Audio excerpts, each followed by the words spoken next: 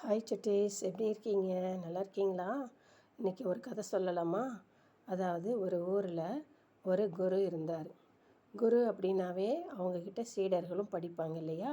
அந்த மாதிரி அவர்கிட்டையும் ஒரு 10 சீடர்கள் படிச்சுக்கிட்டு இருந்தாங்க. அப்போ அவர் ஒரு நாள் அவங்கக்கிட்ட, உண்மையான ஒளி என்ன அப்படின்னு நான் உங்களை கேட்குறேன், யாருக்காவது இதை பற்றி தெரியுமா அப்படின்னு கேட்குறாரு. உண்மையான ஒளியா? அப்படின்னா என்ன ஐயா, எங்களுக்கு தெரியலையே அப்படின்னு சீடர்கள் வழக்கம் போல் சொல்கிறாங்க. அதுக்கு குரு சொல்கிறாரு, பிறப்போட அடிப்படையில் எல்லா உயிர்களும் ஒன்று தான். எல்லாருக்கும் தூக்கம், பசி எல்லாமே இருக்கும். ஸோ எல்லாரையும் நாம் சமமாக நினைக்கணும் அப்படின்னு சொல்கிறாரு. அதுக்கப்புறம் இரவும் பகலும் எப்படி வருது, மாறி மாறி வர்ற மாதிரி வாழ்க்கையில் இன்பமும் துன்பமும் மாறி மாறி தான் வரும்.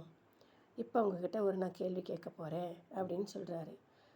சரி, இருள் கலைஞ்சிருச்சு, வெளிச்சம் வந்துருச்சு அப்படிங்கிறத எந்த நொடியில் நீங்கள் உணர்வீங்க அப்படின்னு கேட்குறாரு.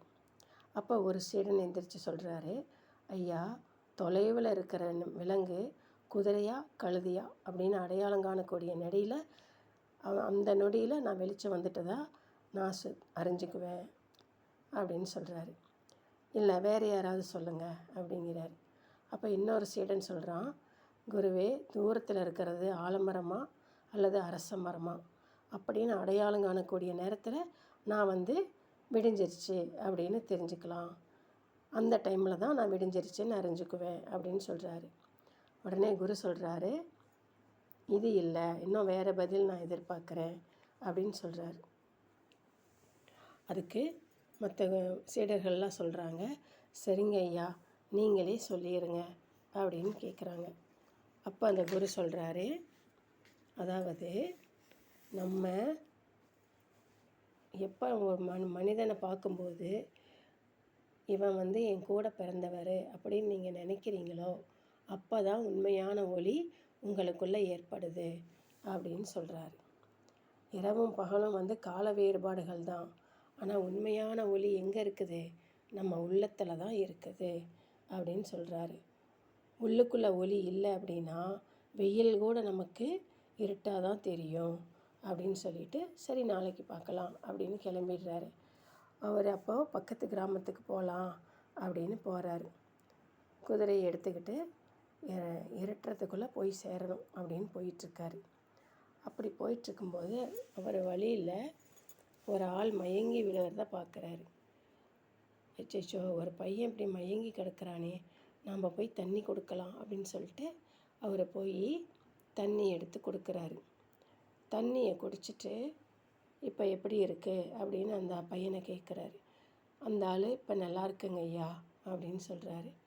கொஞ்ச நேரம் எந்திரிச்சு உட்காந்துட்டு, நான் பக்கத்து ஊருக்கு போகணுங்க ஐயா, நீங்கள் என்னை கொண்டு போய் விட முடியுமான்னு கேட்குறாரு. அப்படியா, சரி வா, என்கிட்ட குதிரை இருக்குது, நான் உன்னை கூட்டிகிட்டு போகிறேன் அப்படிங்கிறார். சரிங்க ஐயா அப்படின்னு சொல்லிட்டு முதல்ல அவனை ஏற்றி உட்கார வைக்கிறாரு. ஏற்றி உட்கார வச்சுட்டு திரும்பி பார்க்குறதுக்குள்ளார அவன் குதிரையை வேகமாக ஓட்டிக்கிட்டு போயிட்டான். ஐயையோ, இவன் என்ன திருடனாட்டிருக்குதே, ஹெல்ப் கேட்குற மாதிரி கேட்டுட்டு இப்போ குதிரையை ஓட்டிகிட்டு போயிட்டானே அப்படின்னு அந்த துறவி நினைக்கிறாரு.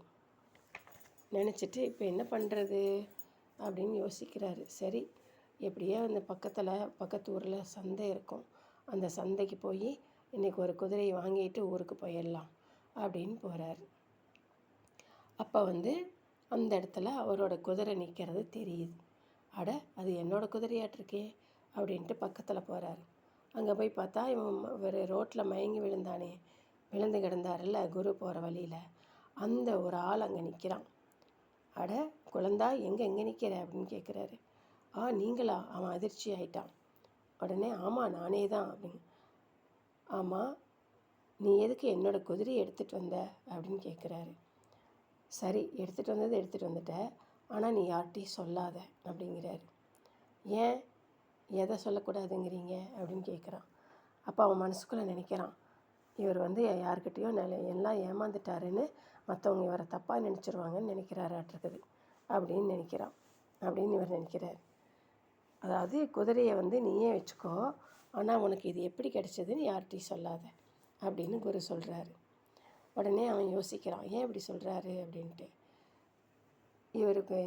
இவர் ஏமாந்துட்டாரு அப்படிங்கிறது மற்றவங்களுக்கு தெரிஞ்சால் இவரோட இமேஜ் பாதிக்குமில்ல அப்படின்னு சொல்லி அப்படி நினைக்கிறாராட்டிருக்குது அப்படின்னு அந்த திருடன் நினைக்கிறான். உடனே குரு சொல்கிறாரு, குழந்தா, நீ நினைக்கிறது எனக்கு புரியுது, ஆனால் அப்படி நான் நினைக்கல. ஏன் தெரியுமா? இப்போது மற்றவங்க நான் ஏமாந்தது வெளியில் தெரிஞ்சால் உண்மையிலேயே யாராவது எதிர்காலத்தில் மயங்கி விழுந்திருந்தா கூட அவங்களுக்கு உதவி செய்கிறதுக்கு யாரும் முன் வர மாட்டாங்க. புரிஞ்சுதா? அதனால் குறுகிய உன்னுடைய தன்னலத்துக்காக ஒரு நல்ல கோட்பாடுகளை எல்லாம் அழிச்சிடக்கூடாது.